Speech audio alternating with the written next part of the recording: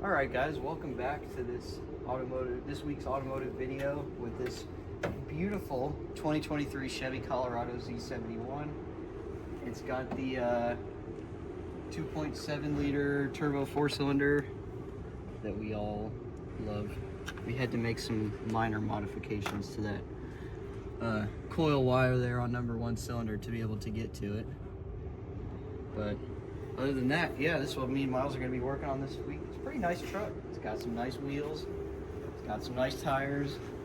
You can take this off-road or on the road, or you could leave it in here and work on it like we're going to do. So let's get started on that.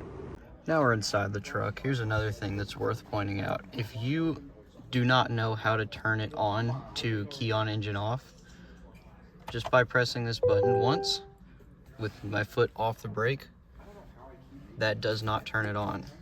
That is just accessory mode. So to put it into actual key on engine off, they call it service mode. You push this and hold for 5 seconds. Then all the lights come on. That light goes green, just like it does when it's running. Now it's in service mode with the engine stopped. So here we have the cylinder number 1 spark plug. You can see it's a little weird looking. They're very small spark plugs, but they torque to 142 inch-pounds is the spec. So, and if we want to check the gap, that is the gap right there. And here it is in metric. It's 25 to 29 thousandths of an inch. So right here we have 28 thousandths, which is just a little too tight. And then the next size down is 26 thousandths. I don't know if that shows on the camera, but which is just a little bit too loose. So I would call that 27 thousandths, which is within spec. And the plug looks clean. It's not too dirty. It's not very fouled. You can look, if you look down there, probably won't show very well, but it looks like a decently long amount of insulator. So I would say that this is a relatively warm spark plug. But it's not covered in carbon. It's not completely trashed. So I would say this engine's been burning pretty well. Maybe a little rich, but pretty well. Yep. All right, so now we're going to torque the spark plug down. You can see on a torque wrench we're at 142 inch-pounds. So we'll go over here, torque it down. There we go. Easy as that. All right, so here we're looking at the coils on the Colorado. These are what you call internally ignited coils. So these are their own control system. Basically, they get power and ground all the time, and then they receive a signal from the PCM to fire, and then you have a feedback wire. So this black wire is a common ground. This violet and blue wire is coil fuse 28, so that's power all the time. This black and blue, that's your feedback wire, so that's what the computer reads as a coil firing, and that's different among all the coils.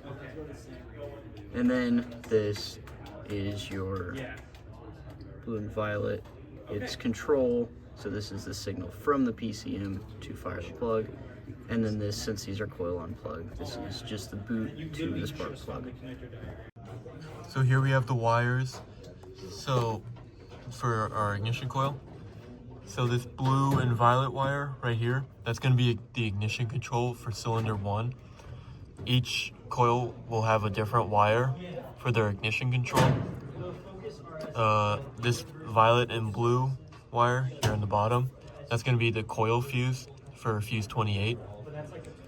The black and blue wire right here, that's going to be the ignition coil low ref. And this black wire is going to be your ground wire. All right, so now let's go ahead and measure the voltages at the wiring connector here. This is for cylinder 1, and I won't lie, I've got my little cheat sheet right here.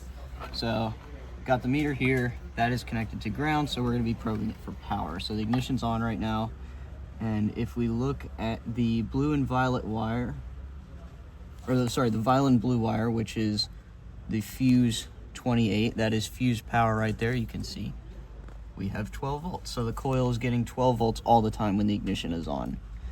If we look at the blue and violet wire, which is a signal wire, the computer sends a signal to fire the cylinder. There's no power there. There shouldn't be. And if we look at the reference wire, which is the signal return. There shouldn't be power there either. And then this fourth pin is for ground. And I already checked that with resistance when the engine was off, when the ignition was off, and confirmed that there is continuity to ground. So that is actually a ground wire. So all of them have the correct voltages. All right, so here we are on the Colorado. We have the picoscope connected, pinned into the voltage or the ignition signal wire, which comes from the PCM, signals the coil to fire, and then to ground. And if you look at the waveform we get from that, you get this nice, lovely square waveform, say 5 volt. If I zoom out a little bit, you can see the other waveforms.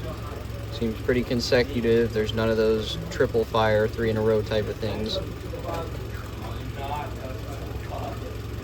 If you look at all the waveforms, yeah, it's pretty consistent. Now let's look at what happens when you rev it. Hey Miles, go ahead and rev it. So you can watch those waveforms get closer together as the ignition sequences happen faster and faster.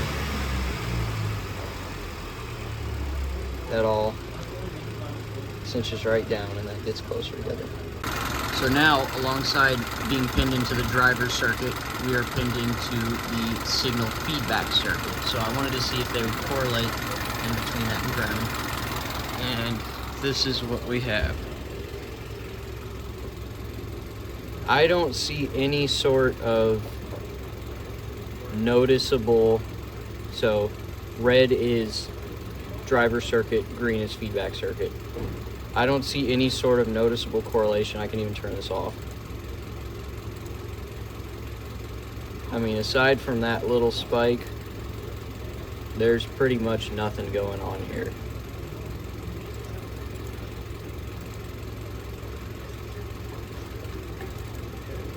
Even when you zoom way in on it, you gotta zoom way in on it down to like 1 volt. So I don't see any correlation there.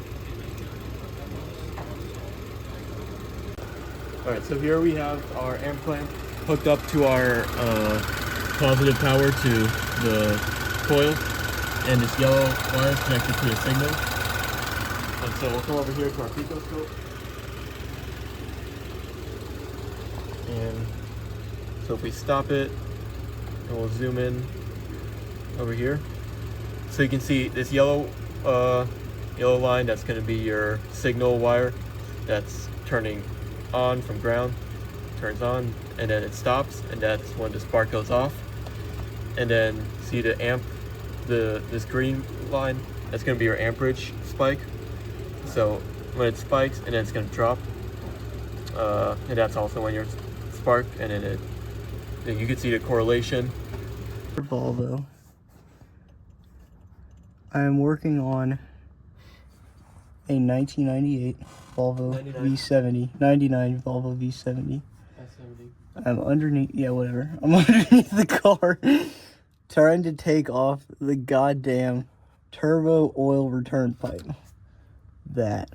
This is going in our live video, by the way. Mm-hmm. What up, Mr. Heisner? Hope you had a good weekend. Goes into the block there.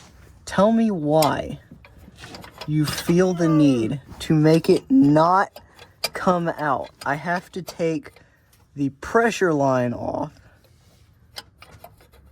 Are you freaking serious? I don't think we'll have to take it off. Alright, I give up.